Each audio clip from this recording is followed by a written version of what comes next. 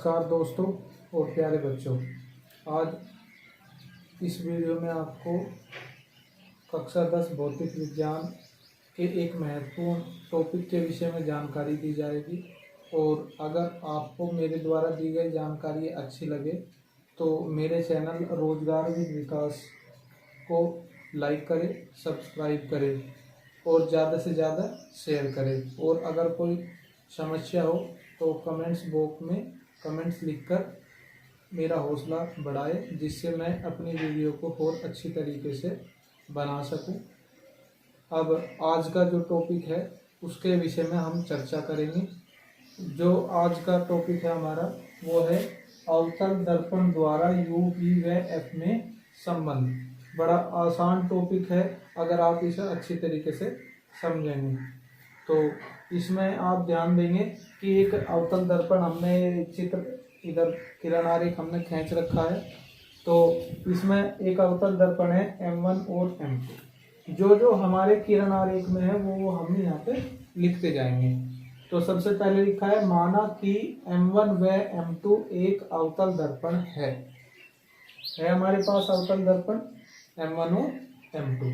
दर्पण में हमें पता है इधर का जो तल होगा ये परावर्तक तल होगा और दूसरी साइड का तल होगा वो कलई किया हुआ हिस्सा होगा, जिसका ध्रुव P, देखिए यहाँ ये बिंदु है, इसका ये ध्रुव P है। ये जो बिंदु है इसका ध्रुव है P। वक्रता केंद्र C, ये वक्रता केंद्र है, ये हो गया C। और मुख्य फोकस है F। दर्पण के मुख्य अक्ष, देखिए जो ये सीधी लाइन है, परिभाषा हमने बताई थी कि मुख्य अक्ष का कहाँ होता है, जहां दर्पण का वक्रता केंद्र मुख्य फोकस होता है, वही लाइन जो होगी वो सीधी लाइन मुख्य अक्ष कहलाएगी। तो इसने कहा दर्पण के मुख्य अक्ष पर किसी बिंदु पर एक वस्तु, यह वस्तु रखी है ओ डैश रखी है। देखिए अवतल दर्पण में सभी जो दूरियां मानी जाती है वो ऋणात्मक मानी जाती है, केवल वस्तु की लंबाई को छोड़कर। तो ओ डैश रखी है। वस्तु के शीर्ष ओ डैश से, जो वस्तु का शीर्ष है ये ओ डैश से मुख्य अक्ष के समांतर चलने वाली प्रकाशिक किरण, देखिए मुख्य अक्ष ये है, ये मुख्य अक्ष हो गया।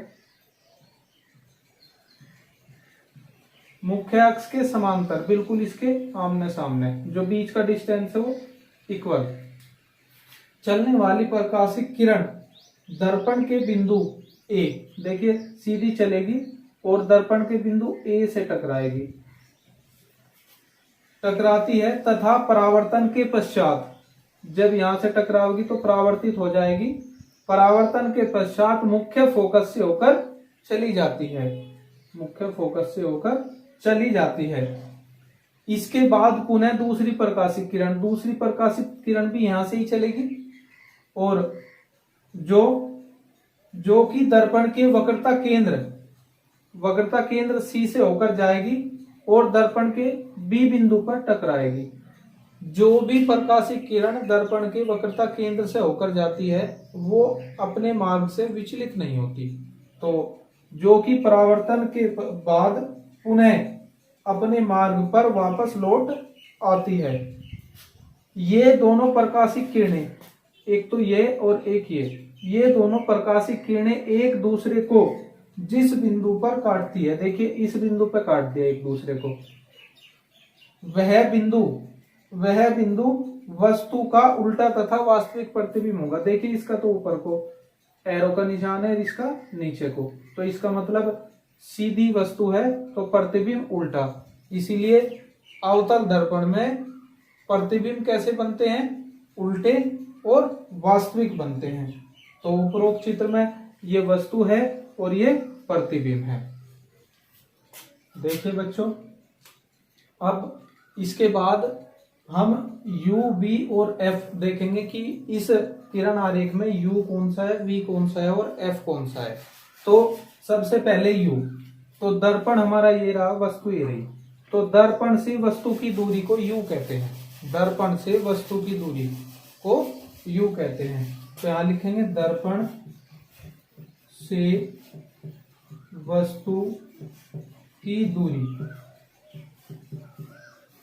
दर्पण से वस्तु की दूरी PO, ये दो बिंदु दिए हुए हैं PO इज इक्वल टू हो जाएगा माइनस के U। मैंने आपको बताया है अवतल दर्पण में सभी चीजें ऋणात्मक होती है, केवल एक चीज को छोड़कर, वस्तु की लंबाई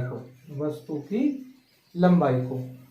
अब इसके बाद है दर्पण और ये प्रतिबिंब है, तो दर्पण से प्रतिबिंब की दूरी, तो यहां लिखेंगे दर्पण से प्रतिबिंब की दूरी, ये लिखा हुआ है P और I is equal to U हो गया हमारा। अब आया V का नंबर, तो माइनस के V। अब इसके बाद है फोकस दूरी यानी कि F, तो यहां लिखेंगे दर्पण की फोकस दूरी, ये है P और F। इसने कहा ना, परिभाषा हमने पहले भी पढ़ी है कि दर्पण के ध्रुव और मुख्य फोकस के बीच की दूरी दर्पण की फोकस दूरी कहलाती है। तो PF इज इक्वल टू हो जाएगा माइनस के F। और एक चीज और लिख लेंगे इसमें, दर्पण की वक्रता त्रिज्या, तो दर्पण की वक्रता त्रिज्या,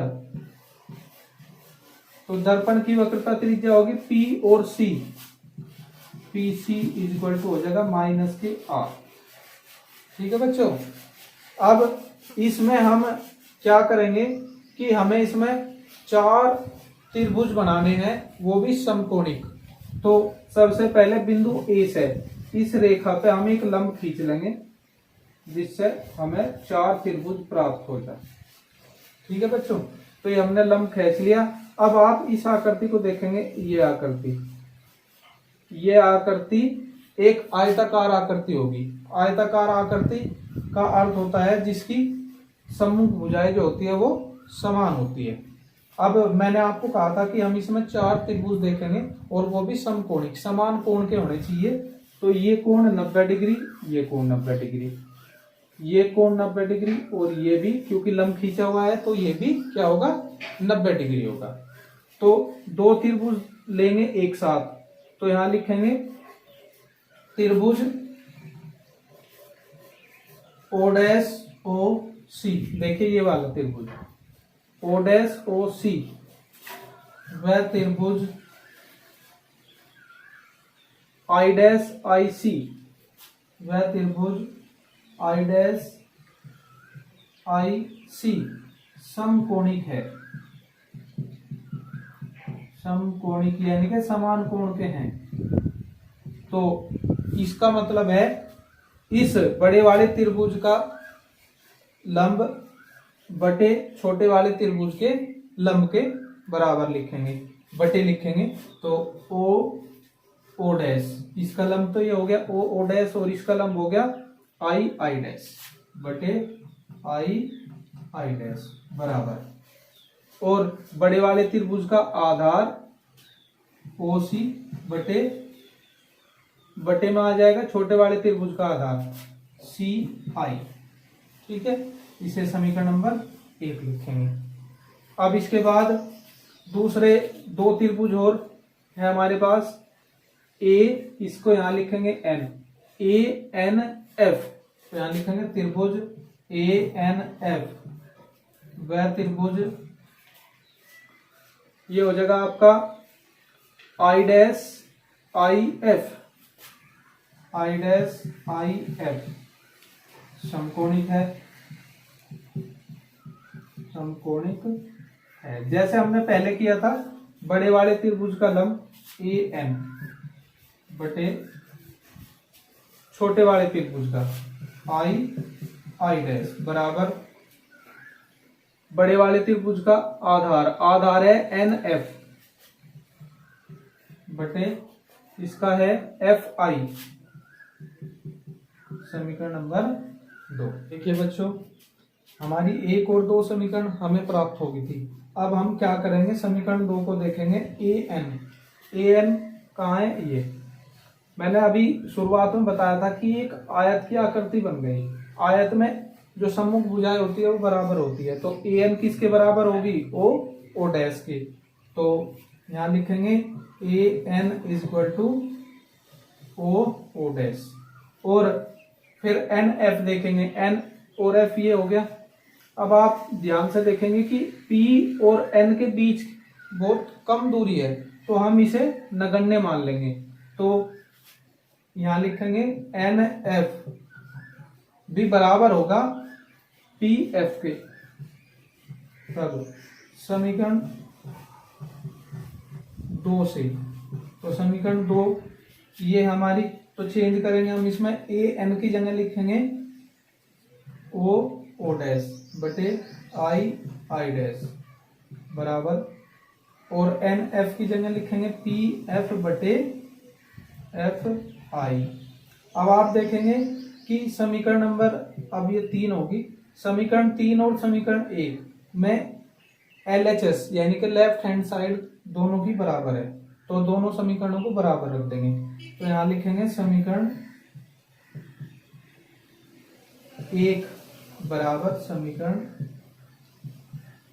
3। ठीक है, अब मैं इसे क्लियर कर देता हूं।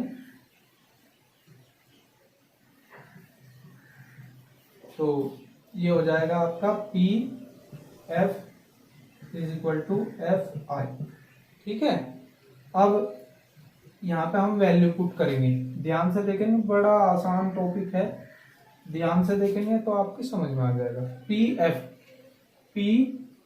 एफ पी से लेके एफ तक की दूरी क्या होती है, फोकस दूरी, सीधी सी बात है, फोकस दूरी। तो पी एफ तो ऐसा का ऐसा ही, बाद में वैल्यू रखेंगे एफ आई। तो मैं यहाँ पे आपको समझा रहा हूं 3 पॉइंट लेके, एक तो आई और एक एफ और एक पी। तो इसमें आप ध्यान देंगे, हमसे ये पूछा है एफ आई, हमारे पास 3 बिंदु है। अगर हम ऐसे करेंगे तो पी आई में से पी एफ को माइनस कर दे तो एफ आई निकल जाएगा। तो यहां लिखेंगे हम P I minus P F is equal to O C. अब इसी प्रकार ओ सी है, तो इसी रेखा के द्वारा समझेंगे उसको भी, ओ सी और पी, 3 बिंदु ले लेंगे, ओ सी और पी, क्योंकि हमें दर्पण से लेना है। तो ओ सी पूछा है उसने, तो इसी को भी इस वजह से ऐसे ही करेंगे, P O minus P C. अगर मैं इसमें से इसे माइनस कर दूं तो ये निकल के आ जाएगी, P O minus P C बटे सी आई है ये। तो यहाँ इसको भी इसी रेखा के आधार पर समझेंगे हम। तो सी आई और पी, तो हमें सी आई निकालना, तो ये P C minus P I. ठीक है बच्चों, तो पी एफ मैंने पीछे वैल्यू लिखवाई थी, पी एफ यानी कि फोकस दूरी, तो क्या हो जाएगा माइनस के एफ। पी आई यानी कि प्रतिबिंब की दूरी, तो माइनस के बी माइनस पी एफ, दोबारा से फोकस दूरी माइनस के एफ। ठीक है, is equal to P O यानी कि वस्तु की दूरी माइनस के यू माइनस पी सी क्या हो जाएगी, वक्रता त्रिज्या यानी कि माइनस के आर बटे पी सी, दोबारा से वक्रता त्रिज्या माइनस के आर। पी आई क्या है, प्रतिबिंब की दूरी माइनस के वी। अब ये जो चिन्ह है इनकी गुणा कर देंगे, माइनस के एफ अपॉन माइनस के V minus minus plus F is equal to minus U minus minus plus R minus R plus V. अब यहां पे लिखेंगे, एक टॉपिक है जहां भी आर है वो 2f के इज इक्वल टू होता है। ये आपको मैं इससे एक आगे का एक टॉपिक है उसमें समझा दूंगा कि जो हमारी वक्रता त्रिज्या होती है वो फोकस दूरी की क्या होती है, 2 गुनी होती है, यानी कि फोकस दूरी वक्रता त्रिज्या की आधी होती है। ठीक है, तो जहां पर भी आर है वहां 2f रख देंगे। तो माइनस के एफ बटे माइनस के वी प्लस के F is equal to minus के यू प्लस के 2f बटे माइनस के 2f प्लस के वी। यहां मैंने छोड़ा था माइनस के एफ अपोन माइनस के वी प्लस के F is equal to minus के यू प्लस के 2f अपोन माइनस के 2f प्लस के वी। अब इसकी क्रॉस मल्टीप्लाई कर दी, ठीक है, इसकी इसमें गुणा इसकी इसमें गुणा।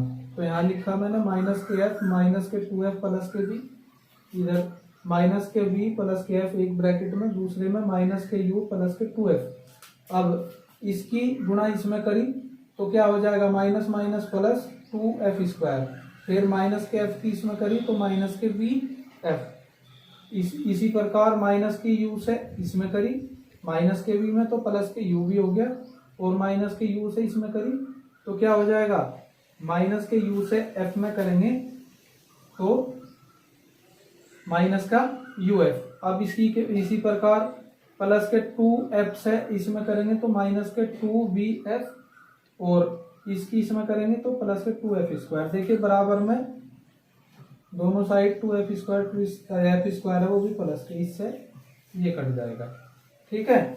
अब vf देखेंगे, vf ये है, ठीक है, और uf है।